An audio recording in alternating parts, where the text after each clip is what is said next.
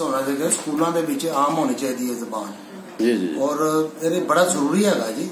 इसी पंजाब साडी देखो जी, साडी धरती च पंजाब है, साडे जिस्म च पंजाब है जी ते मैंने सानू तो इन्हां नाल प्यार है।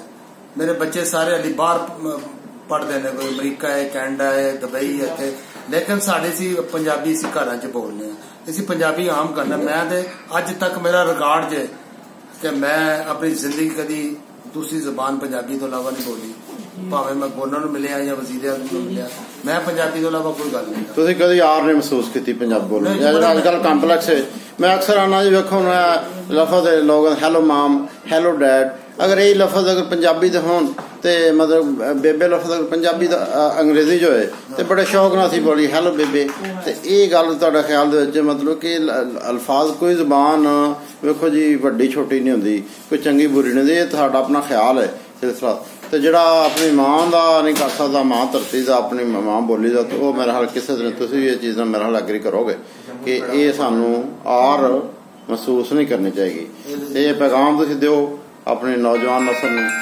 देखो जी पंजाबी बड़ी फखर की जबान है, कोई आर उर ना समझो, फखर ना बोलो, जितने मर्जी जाओ। ये इतनी मिठी जबान है कि तुहानू पता ही है।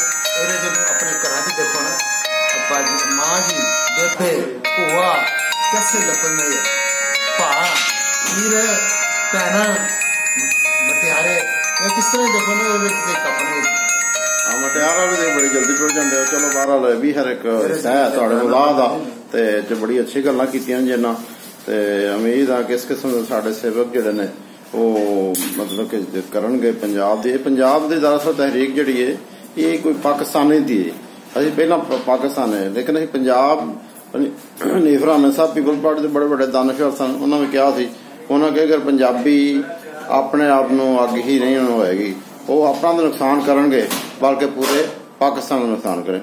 और तुसीं भी इस सिलसिले तुहाडे भी विचार रहे ने, बाहरों बड़ी खुशी हुई जिन्होंने गलबात करके, तो फिर किसी नवे प्रोग्राम किसी दिन फिर गलबात करांगे।